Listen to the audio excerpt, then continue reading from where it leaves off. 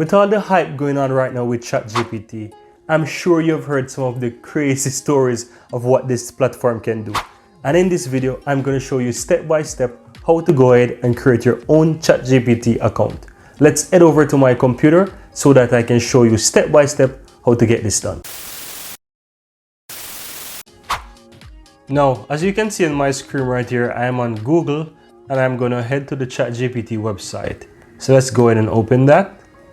And you can see on the ChatGPT website, there is a lot of information about the ChatGPT, and we're going to go ahead and sign up. On the top right hand side, I'm going to click sign up.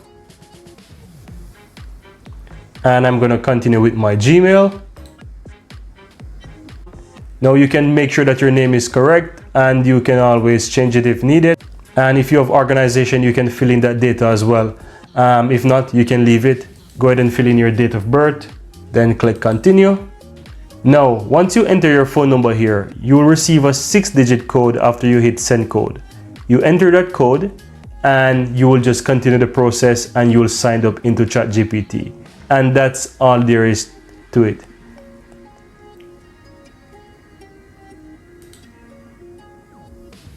Now, once you logged into ChatGPT, it will look something like this. And all you have to do is go ahead and start playing with ChatGPT, enter in whatever prompts you would like to test, and that's all to it.